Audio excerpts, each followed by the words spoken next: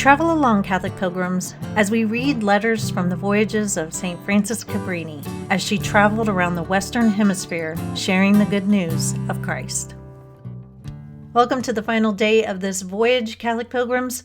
I feel like this trip was quick, and we've been all over the place with Mother Cabrini. We started in Genoa, sailed through the Mediterranean, steamed by the Balearic Islands, Gibraltar, Morocco, the Azores, and now we will read about Mother and her sisters docking at Hoboken.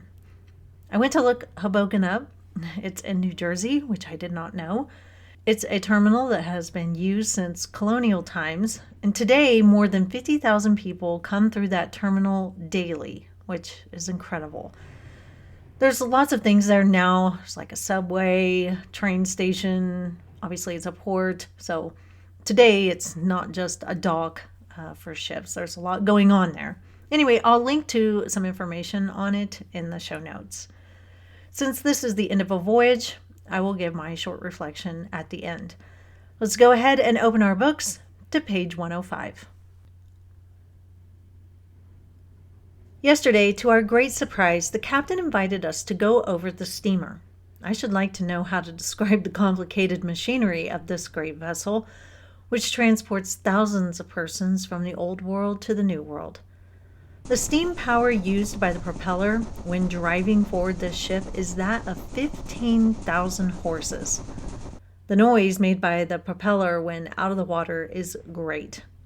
I commend you to Sister Frances, whose knowledge of ships and their appurtenances is more extensive than mine. She will give you more satisfactory details than I am able. She will explain either out of the store of her own knowledge or by reference to ancient and modern works on the subject. I can see quite a library of such books spread out in her berth. I was advised to ask Sister Xavier for information, as she knows something of these things, but she replied, "Those who want to know the sea, let them come and see." Sister Ignatius set out to give you a very full and learned account of everything, but so far she has written not more than 4 lines.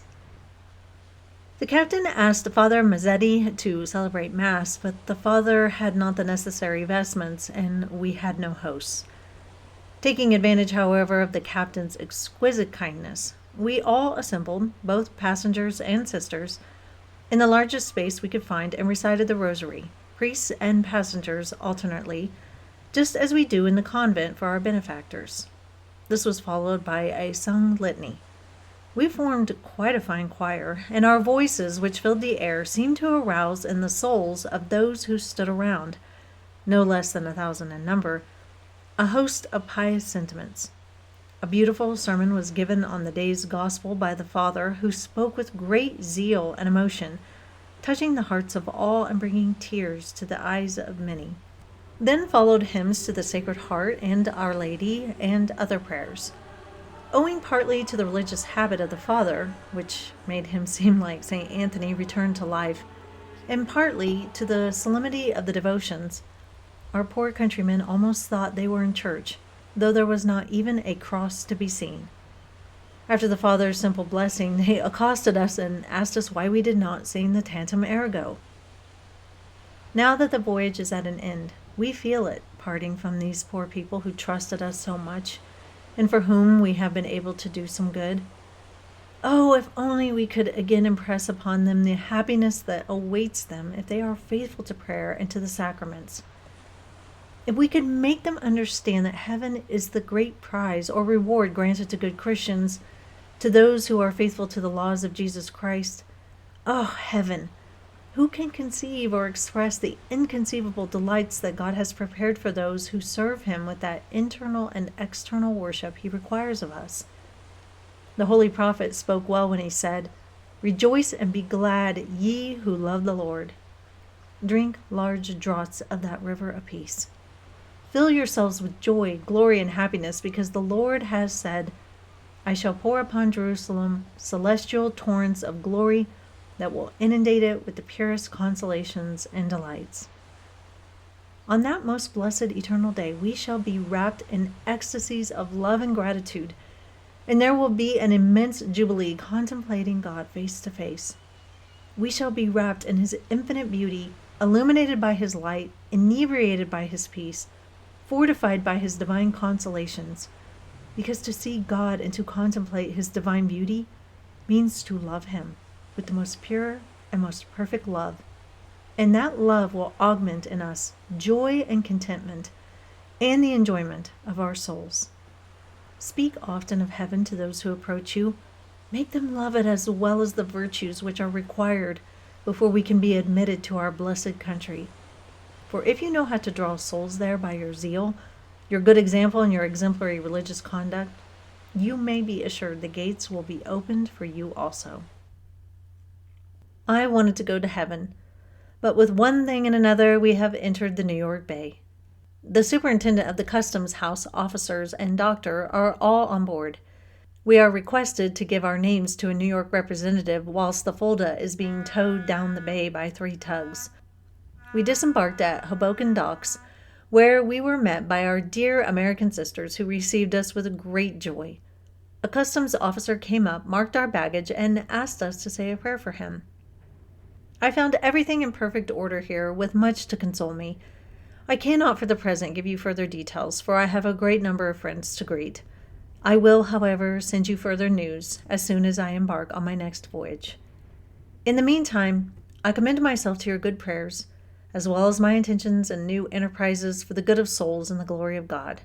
I'll work hard, and you'll pray, I'm sure, adding some extra sacrifices, especially that of self-abasement. Offer everything as a perfect holocaust to the adorable heart of Jesus, who loves us so much and has done so much to merit for us our beautiful and sublime vocation. May Jesus bless you and enclose you in his sacred heart. Your affectionate mother in Cor de Jesus, Frances Xaverina Cabrini. Back when I was living in Turkey, I was talking with our squadron chaplain there, who happened to be Protestant. So I love him to death. I'm not trying to bag on him, but he was upset with the fact that Catholicism has so many elaborate churches. It was excessive in his eyes. Now I tried to explain about beauty and trying to build something to honor God, but that didn't seem to matter. He thought that the money should be used to help the poor. And I get this a lot from people. If you were really a Christian, you would sell the expensive stuff in your churches and give it to the poor. That's what I hear quite often. Here's the problem with this. The church could go and sell everything from every church, give all that money to the poor, and it wouldn't be long until they were in poverty again. So where do we stop? Should we sell all the priceless works of art around the world and give the money to the poor? Should all our buildings, museums, and infrastructure be made out of the crudest materials so that we aren't spending money on elaborate, beautiful things?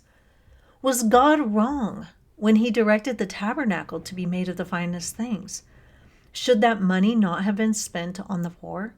Was Jesus wrong to let the woman anoint his feet with costly perfume? Or was Judas right in wanting to supposedly sell it to give that money to the poor? Let's suppose we got rid of all our beautiful things, all of them, sold them all, and then gave all that money to the poor. Well, first you have the problem that all the stuff sold is now in the hands of someone else. And so do they have to sell it again? Is it just a never-ending cycle of selling the beautiful things to give the money to the poor? And the other problem is, within weeks, we'd be back to having poor people. And then what? We all just live in blandness forever? Beauty is something our souls crave. And it's what I was thinking about a lot as we were reading through these letters. God made the world beautiful. As we've been traveling on this voyage with Mother Cabrini, she has commented many times about the beauty of the natural world. She says things like, quote, "The sea is calm and beautiful. The glorious splendor of the sea renders everything so bright and brilliant that the passengers exclaim, 'How lovely, how beautiful.' With regards to the Azores, they really look like a bit of heaven dropped into the Atlantic." Unquote. If our souls are deprived of beauty, they will be darkened. When man builds beautiful churches, it is his attempt to imitate God, the Creator.